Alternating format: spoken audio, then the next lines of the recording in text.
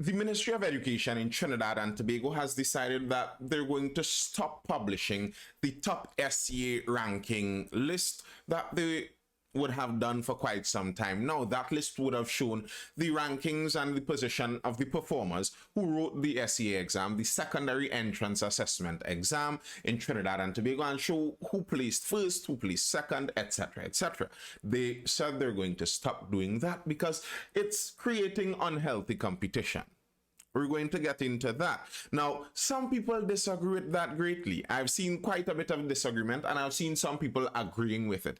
And I think some of these disagreements and some of this agreement in this whole sphere runs back through our history, and that's the aim today, to see if we could go back through our history to see where some of the great disagreements in education and how we look at education and schooling in Trinidad and Tobago, see where it has come from and what would have been the foundation of that. Now, what would have set me on some of this journey was seeing some people disagree with it, that they think they should be publishing these SEA results, and then I'm reading it, they have a fair point that people who excel, people who perform, people who study hard, you want to reward that study, you want to be able to celebrate that publicly, and nothing is wrong with that. And decreasing the competition, trying to bring down the seeming competition around it, isn't going to help those who aren't performing as well. And great, but then as I read through some of the comments in there, as I've said before, some of the comments in a lot of these posts are where the real action is at.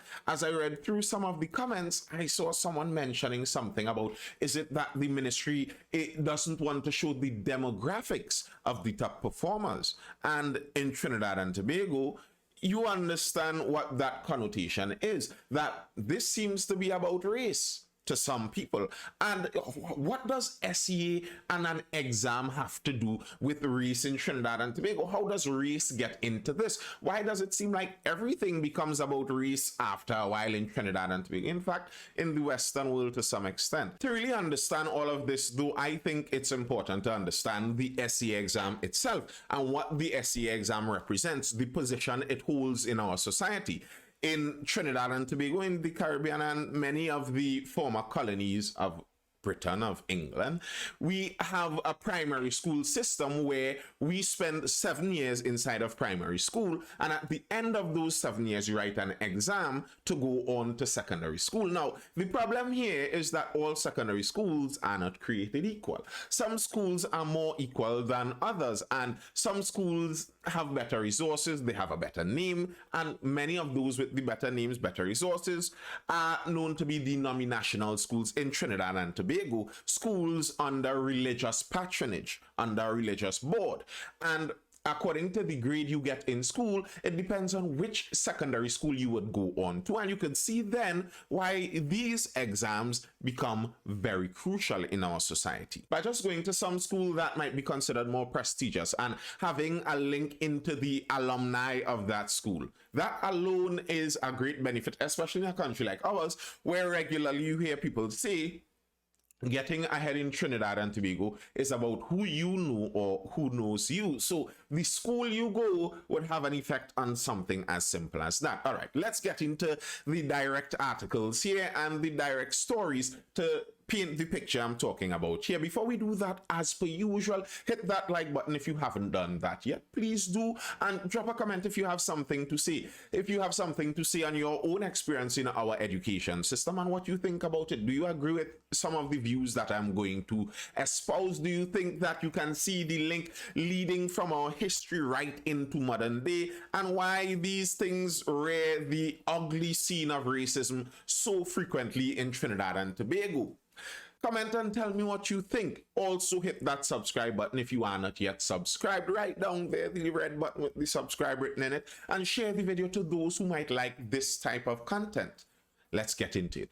Top SEA listing not to be published. And this was the story that triggered my whole dive down this rabbit hole.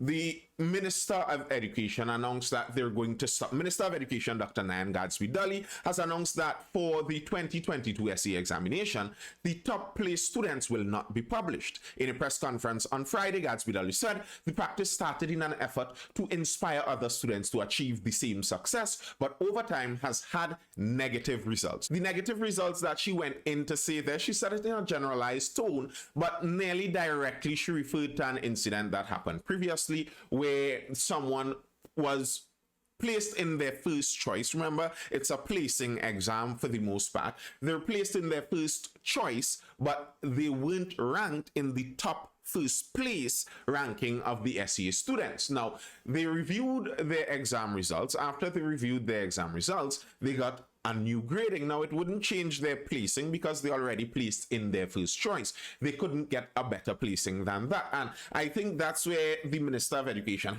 seems to have had some problems. She didn't like that. It seems the point of this exam is to place the students. So if you got your first place, there's no need to complain. But then if you have something that does rank the students, and I see my child, my charge, their ranking is actually in the first place, it isn't unhealthy competition for me to want them to get the recognition that they would have secured on the merit of their performance. That's not unhealthy. I don't think something is wrong with that. And I saw some people online, as I was saying, I saw some posts on Facebook speaking about this, and then they questioned whether in the comments, they reached down to the point, and I didn't want to pull it up because I didn't want to go through the trouble of blurring the names, and I didn't want to show all of the names. But I saw they went into the demographics, and the comments there led a thread, and people nearly in a kind of gleeful tone speaking as if this PNM government is trying to hide the demographics of the top performers. And the suggestion there is that the top performers in Trinidad and Tobago lean more to the Indo-Trinidadian side, and the Afro-Trinidadian PNM government does not want that to be published. That's the suggestion. Now, I don't even know if that bears truth in this present scenario, because the incident that the minister was referring to here with the young boy who was placed in his first choice and after review recognized he actually ranked first, he was a young boy of African descent. And the original person who was placed in the first place and then had to be put down into second place if following the rankings, if following the grades was kept, that was a young lady, a girl of East Indian descent. So it wasn't directly a demographic reason that caused the minister to stop the procedure. So even in the first place, the direct reason in this situation has nothing to do with that. But where does this race argument come from? Where does this entire racial view of our education system come from? In particular, many of the Indians in Trinidad and Tobago, they do seem to suggest sometimes that there's some victimization happening on their part, and there's reason for that. I am not just pulling this idea out of thin air. Our schools no longer cowsheds, says SAT. And this here is part of the history, the core foundation of some of the difficulty in our fellow Trinidadians getting along together in the whole arguments and discussion when it comes to education. Secretary General of the Sanatan Dharma Mahasabha says the organization has been able to transform its schools from cowsheds to successful learning institutions. Bear in mind, this article is from 2019. Mr. Sat Maharaj is now deceased. Maharaj was speaking at an Indian Arrival Day celebration.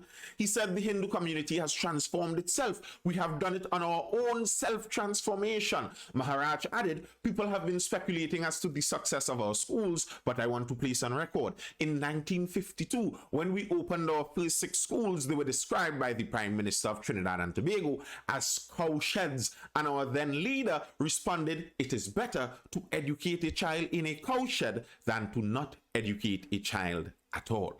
And that right there has been the fuel for many of the contentious tribal arguments when it comes to education in Trinidad and Tobago. One saying that they're educating their children in cowsheds, and the other, as it were, in stubborn resistance, saying that it's better that we educate our children in cowsheds than to not educate them at all. Now, the problem in that is it is seen by many in the Indian community, and it has been seen for many years, that was a snub by the founder, well, not the founder, but the first prime minister of the independent Trinidad and Tobago, Dr. Eric Williams. He was the one who said that statement.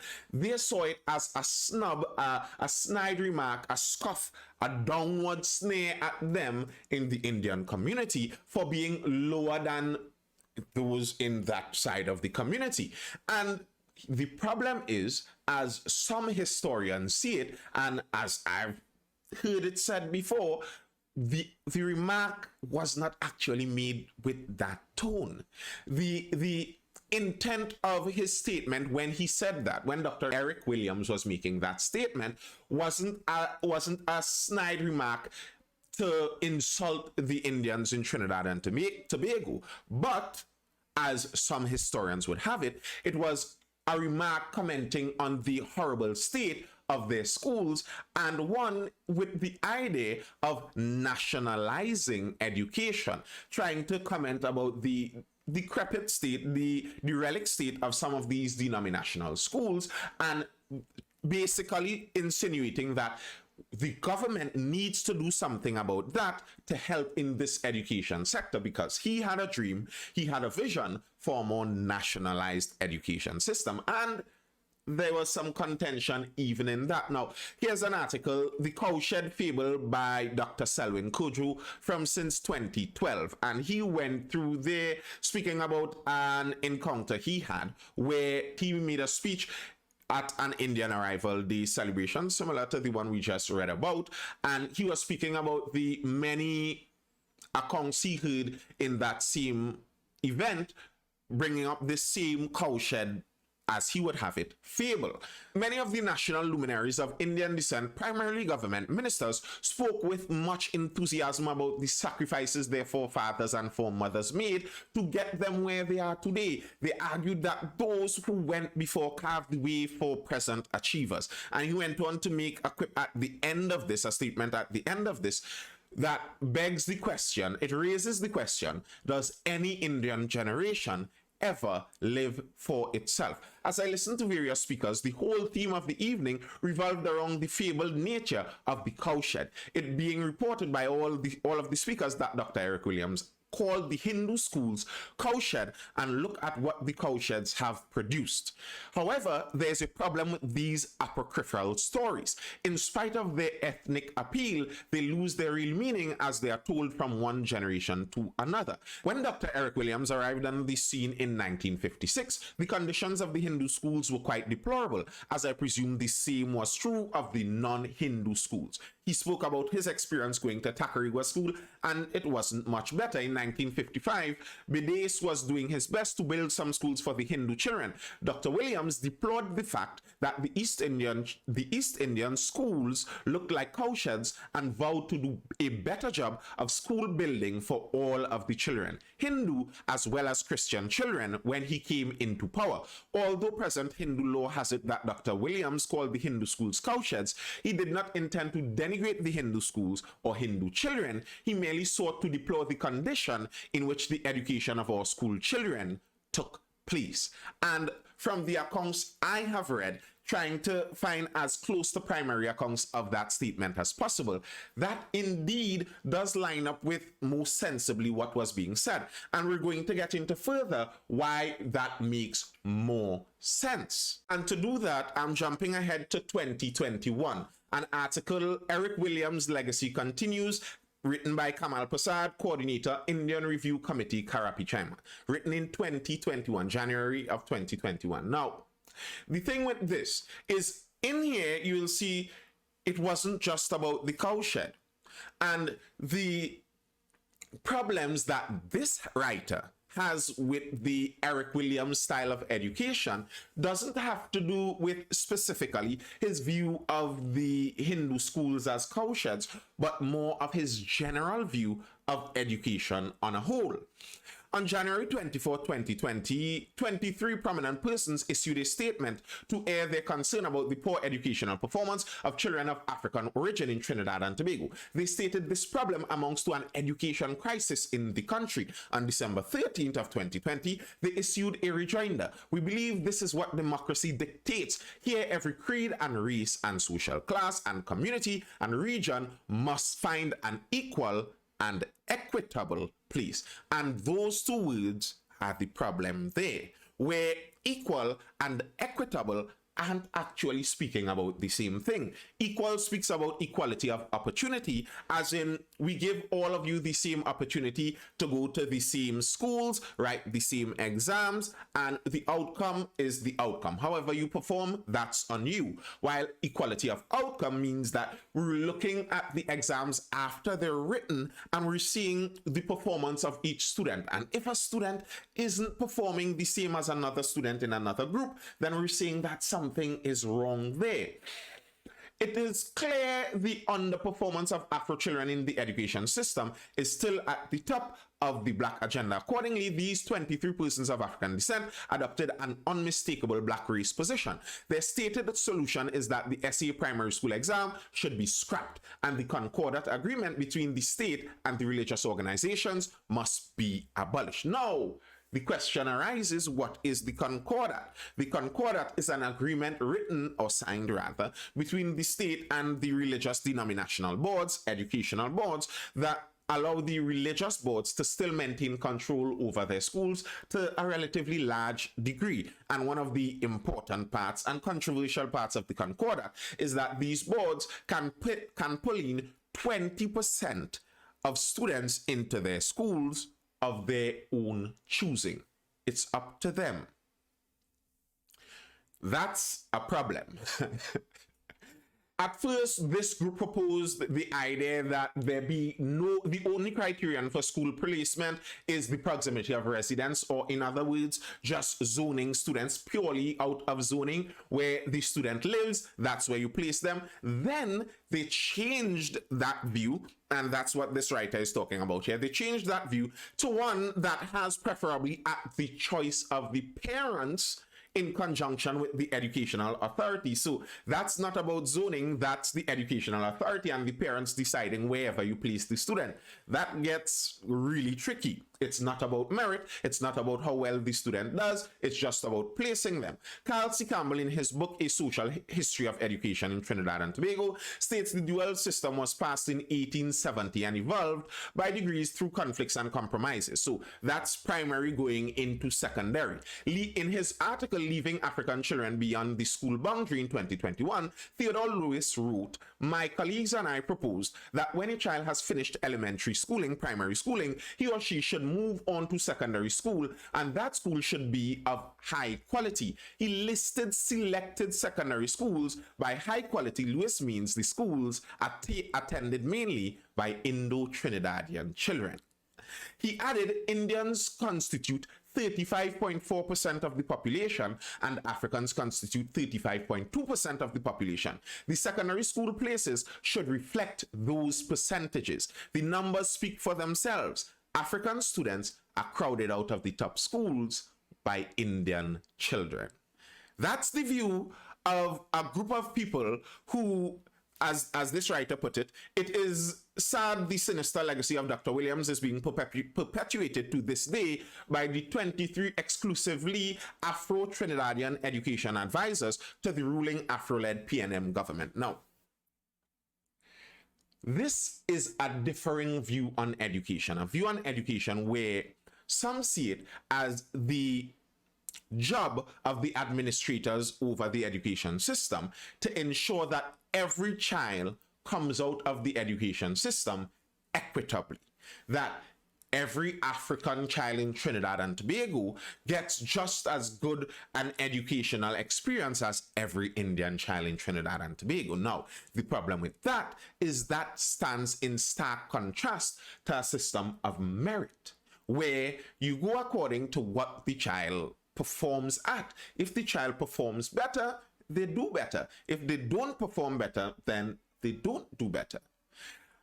The problem this writer has is they link that way back to Dr. Eric Williams, because Dr. Eric Williams was quoted as saying in his book Inward Hunger, Dr. Eric Williams wrote that the free secondary school system should be a cradle for a new nationalism that should result in assimilation of all the different culture stocks and racial strains in this country. He went on, let the secondary school be the cradle of the new society, which has one aim in view, the repudiation of the absurd and irrational prejudices imposed on it from above. So he saw the education system as nearly a social engineering tool where all the children of the country come into this system where we can groom them into this ideal. Now, that stands in contrast to the Hindu population who were there at that point in time and thinking we would like our children, yes, getting education, but education in our cultural context also. Dr. Eric Williams was not for that. And to go back now to just about the beginning with Dr. Eric Williams himself and the boards, the denominational boards, and that concordat that was signed, because that seems to be where some of this difficulty is being shown, because the concordat is what allows the difference between the prestige schools and the government schools. Without the concordat, there would be all government schools. The concordat was that special difference there. Let's go back to the beginning, to the signing of the concordat, and see if we could see why this created the problems it created and the differing views of education that were there from the beginning, and if it was about race really way back then. Now, this article I pulled up here comes from Concordat Watch. It's an international website. Their main purpose is looking at concordats throughout the world. Their main focus is seeing the separation of church and state. And what concordats generally do is stop some of that separation, because the state is forced to pay for some of the church goodies. But in this case, in Trinidad and Tobago, our concordat isn't between only the Roman Catholic Church and the state. It involves basically all the main religious denominations in Trinidad and Tobago. Church schools secure privileges before crucial election. The prospect of independence for Trinidad and Tobago threatened to end the tradition of mission schools. These were state subsidized but totally controlled by each religion's denominational board. Just before a crucial election, the religious interests pressured the government to accept an education concordat, which hampered government plans for school reform. The 1960 Concordat, signed on the brink of independence, represents a compromise. The government of Dr. Eric Williams planned a national education system for the new country, but the religious interests, led by the Catholic Church, wanted to retain the control that they had exercised throughout the colonial period. Now, there was politics way back then, and churches and religions had a lot of power in the society. Dr. Eric Williams did not want to go up in the next election against the religious bodies too. So he decided that in order to compromise, he wanted fully nationalized, but in order to compromise, you know what, let's not make an enemy of the religious organizations in the country. He signed on to it because the churches in the election before were against him and he lost the election. So he signed on. He didn't want that bacchanal. The government had 4 good reasons for wanting to curb the religious interests, which had totally controlled education in the colony. Now, let's go through these 4 reasons that way back since the 1950s, they had for wanting to curb the religious boards and their control over education. First was the need to meld the diverse population into a functioning state and to continue separating children along religious lines, which in Trinidad and Tobago also tend to follow ethnic ones. And that was a problem that they were dealing with way back in the 50s. When you had schooling separated along only religious lines, you also generally had schooling separated along only ethnic lines too.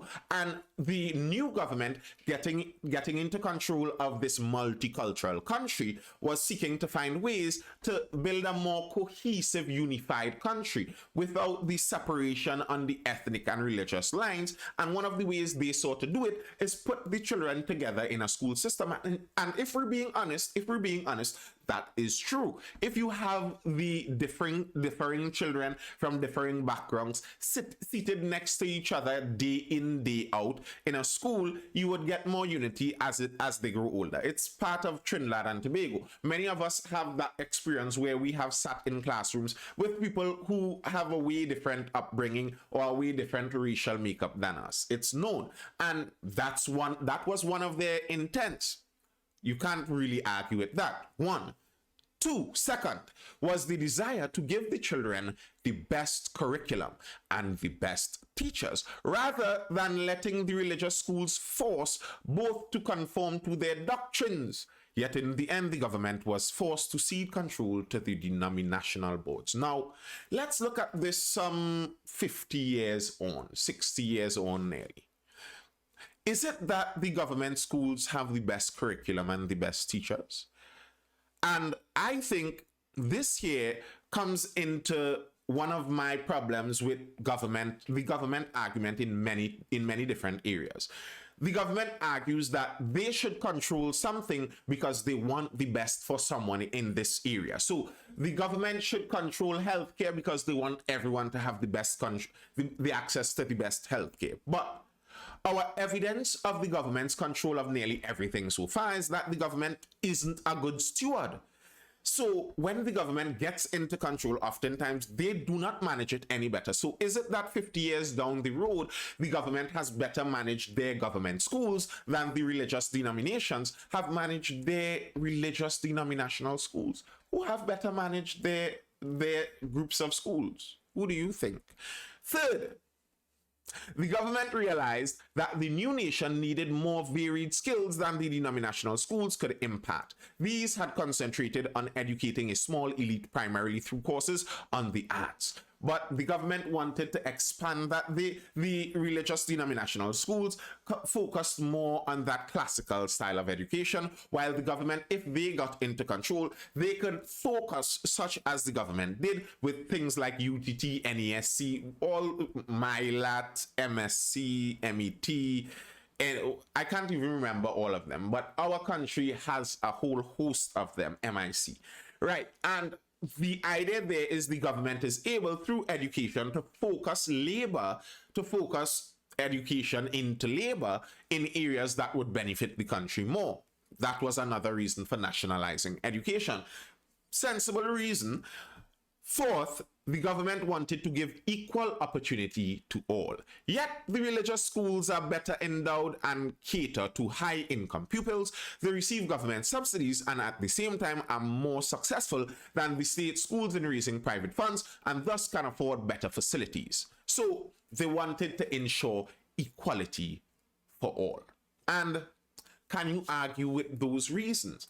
I think, though, that 50 years down the road looking, we can see that the government schools have not successfully carried out the mission that the government said they were aiming for, even in the first place. Now, some of these are true still and may hold ground still. So, the main two that I would hold to would be the first and the fourth. The second and third reason about better curriculum, I don't think that the government could say that they have had better curriculum and better teachers. The third, where they said the government has more varied areas, I think that's a matter of free market. If the denominational schools see that more people are demanding their children be educated in varied areas, they would provide it too. So I don't think that's a viable reason, the third one. The first one about unifying the country, I agree. Probably government schools are better able at doing that. But with the agreement of the Concord Act, where the government has had some say inside of it, you still have the merit-based system where children are placed there, and those children can be placed there from varied backgrounds. So there is still some of that in the denominational schools. The fourth reason, however, might be the main one. Equal opportunity for all. Now, I said before that equality and equity are different, and equality of opportunity and equality of outcome are different. Agreed. I don't agree with the version where they try to put in the government force so much, where like the guy was quoting before, one man speaking about wanting to have equal amounts of African children and Indian children in each school. That is ridiculous. That's not how reality works. However, what I would like is equality of opportunity. Everyone should have an equal opportunity to reach to that highest point, to get to the to the greenest pastures. They should have equal opportunity to get that. And the problem with the present system we have with the SEA exam is there is not that. Many people are talking about getting rid of the SEA exam on a whole, and maybe I am okay with that. Maybe I think students could be evaluated in a better manner. But many people, when they talk about getting rid of the SEA, they're talking about getting rid of it for the purpose of getting rid of the competitive nature of it. I disagree. I think competition is a natural and normal part of life. It's unavoidable. You teach people how to deal with it. You do not try to make it unnoticeable. That does not work. I think in the competition, there should be equality of opportunity. And with the Concordat, it removes that equality of opportunity. An article from 2019 leaked SEA results reveal how pupils are placed. In 2018, a detailed database of secondary entrance assessment results, including the name, exact scores, and schools of choice for each student, was published in an unprotected, publicly accessible cloud location. So they had the raw data.